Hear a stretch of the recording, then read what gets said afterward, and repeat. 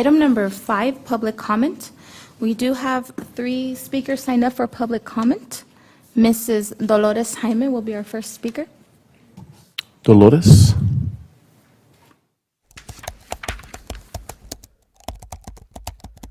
Good morning, Dolores. Opportunity. The reason I'm here is I'm asking you, please, please, please, do not hit us with another tax. Us senior citizens on a fixed budget, we keep getting hit and hit and hit in this city.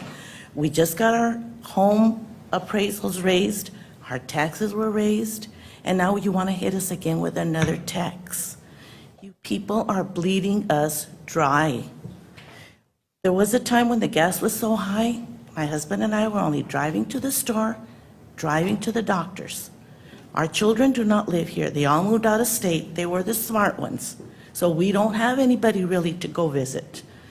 But I feel that if you keep taxing us like you do, we're going to be looking at tent cities, because that's what's happening. They're raising the rents on the landlords, on the tenants, and we're going to be facing that situation if this doesn't slow down. This is not the time to hit us with another tax. I can see, yeah, we do need taxes to keep this government running, but we just got a tax increase in our properties.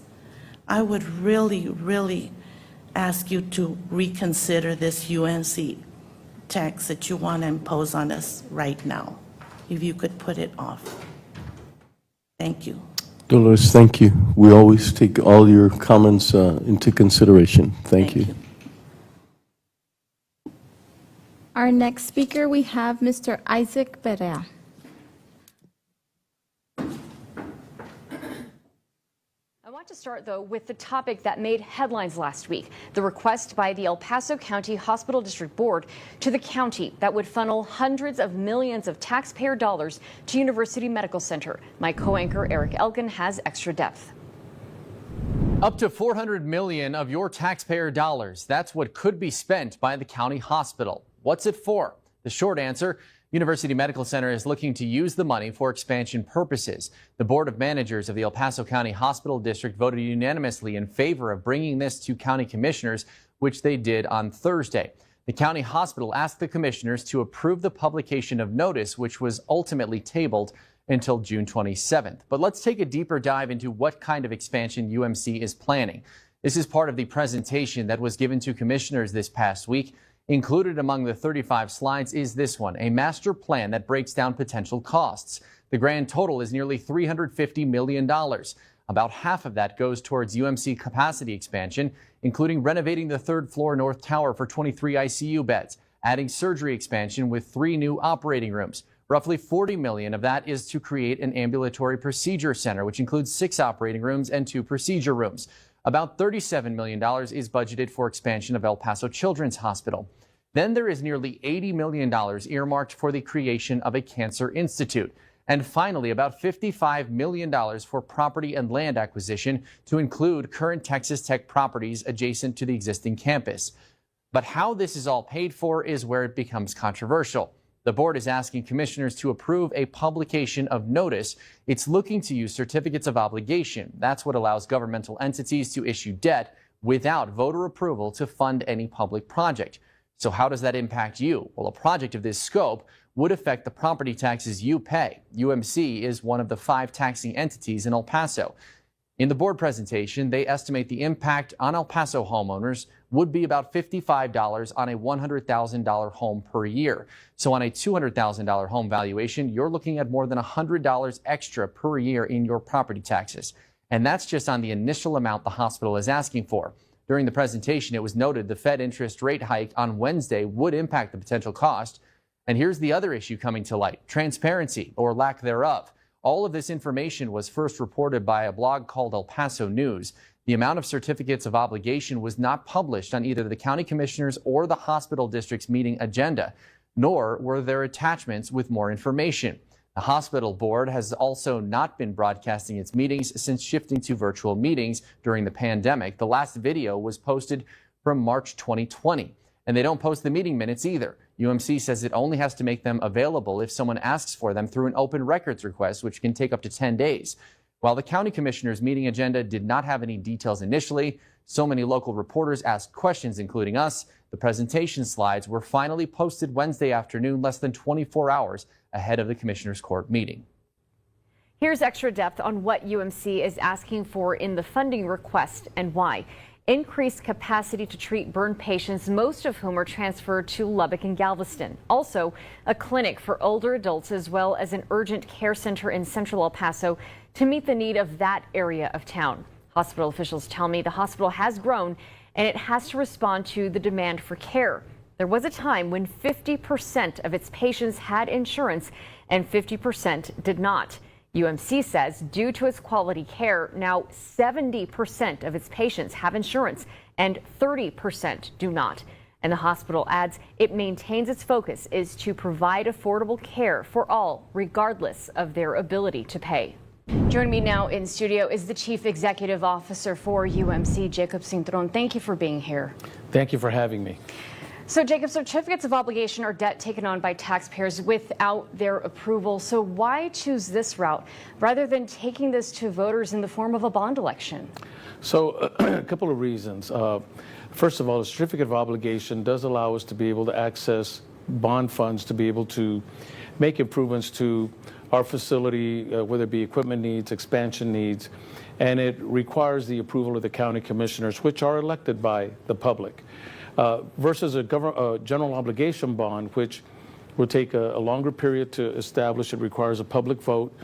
And given that the interest rates continue to rise, the certificate of obligation process is a little faster. And therefore, the calculation is that you save a lot of money, anywhere from 75 to $100 million in terms of debt service by going with a certificate of obligation versus a general obligation bond. And the certificate of obligations are designed for this very purpose to allow taxing entities like Commissioner's Court to be able to approve using this vehicle, which many organizations use, in order to be able to make improvements where timing is critical.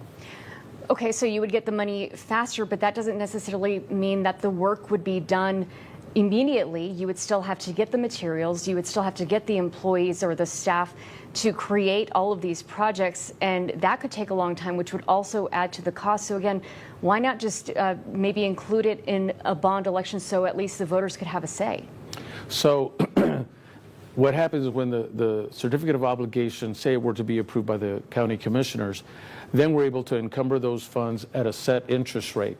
So once you get those funds, yes, by the time you get architectural drawings done, you go out to bid for the construction work to be done, and the actual work is completed, there is that time element, but the funds that were encumbered for this bond are set at a interest rate. So clearly, if the expectation is that the interest rates will continue to climb, you're able to lock in those funds at a lower interest rate. And that's what creates the savings. So UMC is funded by taxpayers. There was a question about transparency in this, that this was not posted, the attachments were not on the agenda. Why not be more transparent, give taxpayers and commissioners more time to know about this request and be able to weigh in on it? So the process of facing some of the capacity constraints we were dealing with had been discussed for the last couple of years. And quite frankly, we had discussed it with our commissioners, we discussed it with our board. And at the time when we were thinking about going for a request for a certificate of obligation funds, COVID hit. And with COVID, we saw that, businesses were closing, people were losing their jobs.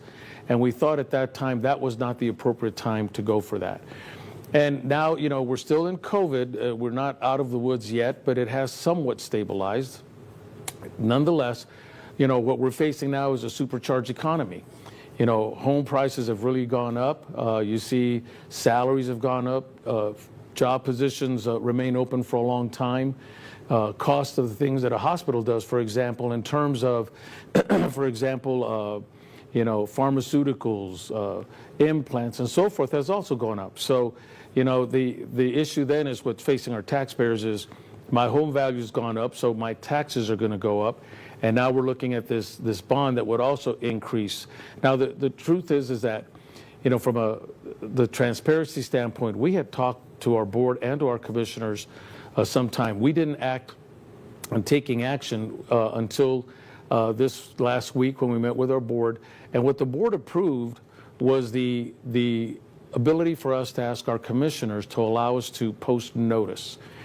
It was not to approve the strategic plan. The board had approved the strategic plan about you know, maybe 30 to 45 days before.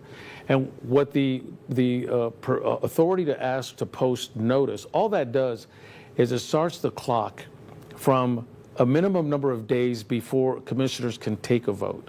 So by posting notice, it lets the public know we're interested in pursuing a certificate of obligation. You have to wait a minimum of 45 days before any action can be taken on it. And during that time, we're afforded them the opportunity to engage with our stakeholders, with our communities, to explain why we need this. And then they have the opportunity to talk to their elected officials, whether it be through public comment or direct communication. And then the commissioners, at the end of the day, are the only ones that can approve any kind of financing, be it through a certificate of obligation or to authorize us to go for a general obligation bond. Speaking of the commissioners, you often, every year around late summer, approach Commissioners Court with a budget for the hospital to be approved. Why is this certificates of obligation request coming maybe a month or two before the budget is submitted to the commissioners? Why couldn't some of that money be included in the general budget? So the general budget really deals with maintenance and operations and some of the routine capital items that we normally include.